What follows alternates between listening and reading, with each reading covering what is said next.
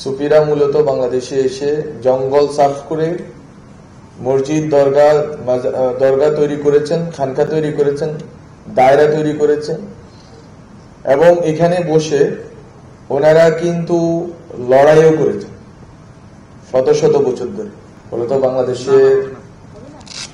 এবং বাঙালির মুসলমানের ইতিহাস মূলত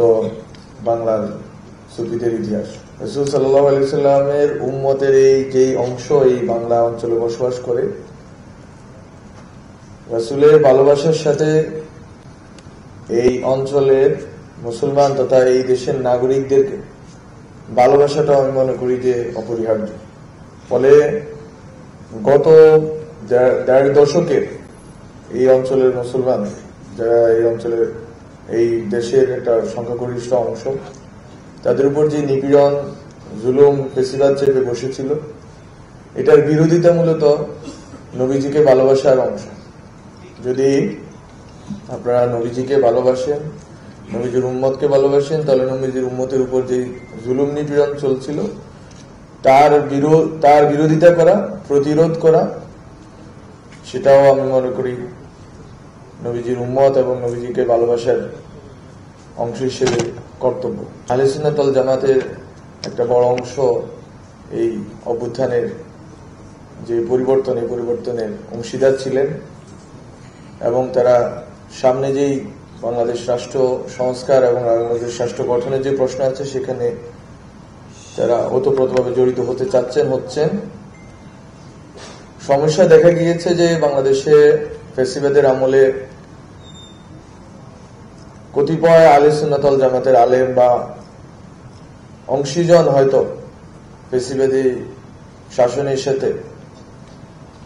জড়িত ছিলেন, কিন্তু এই জন্য হরে ধরে আহলে সুন্নাত ওয়াল জামাতের আলেমদের বা যারা পীর আছেন, দরবার আছেন, তাদের বিরুদ্ধে যাওয়াটা আমরা মনে করি যে উচিত না। এবং আমরা মনে করি যে এই সুবাদে যে মাজার ধ্বংসের ঘটনা ঘটেছে, আমরা ইতিমধ্যে অনেকগুলো মাজার ধ্বংসের ঘটনায় ব্যবস্থা নিয়েছি এবং সামনেও ব্যবস্থা নিব। তো যে কথাটাই আমি বলতে চাই যে যেটা বলেছি আগেও, যে ন্যায়ের পক্ষে, ইনসাফের পক্ষে যে লড়াইটা আমাদের তরুণরা শুরু করেছেন এবং বাংলাদেশের আপামর নাগরিকদের অংশ হিসেবে আহলে সুন্নাত ওয়াল জামাতের আলেম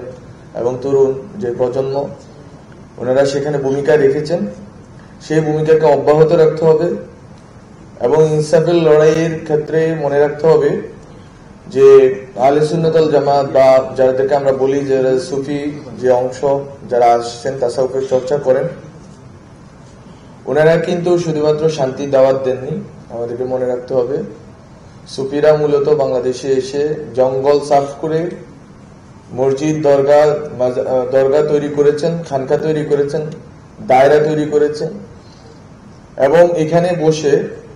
ওনারা কিন্তু লড়াইও করেছেন শত শত বছর ধরে। তাদের এই যে লড়াকু মানসিকতা, আমি মনে করি যে এটা এই অভ্যুত্থানের ভিতর দিয়ে পুনর্বিবেচনার সুযোগ এসেছে এবং এই লড়াকু মানসিকতাকে জিইয়ে রেখে তারা কিভাবে বাংলাদেশ রাষ্ট্রে নিজেদের হিস্সা বুঝে নিবেন এবং কিভাবে নাগরিক অধিকারের জায়গা থেকে নিজেদের কাজগুলো করবেন, এটা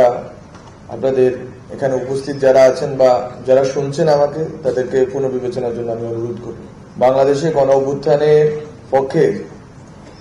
আপামর তরিকত, মাসলাক, ফেরকা বেদে বাংলাদেশে যেই তরুণ প্রজন্ম এবং যারা শহীদ হয়েছেন, যারা আহত হয়েছেন, সকলের স্মৃতির প্রতি শ্রদ্ধা জানাই এবং আপনাদেরকে এই অনুষ্ঠানের সুবাদে আহ্বান জানাই যে বাংলাদেশের শান্তি শৃঙ্খলা রক্ষায় অবশ্যই আপনাদেরকে অবদান রাখতে হবে সচেতন অংশ হিসাবে। এবং আপনারা যেহেতু বাংলাদেশের একটা অংশের জনগণের প্রতিনিধিত্ব করেন, তারা আপনাদেরকে শুনেন, ফলত আপনাদেরকে একটি স্থিতিশীল এবং শান্তিপূর্ণ বাংলাদেশের পক্ষে অবদান রাখতে হবে এবং ইনসাফের পক্ষে লড়াই জারি রাখতে হবে।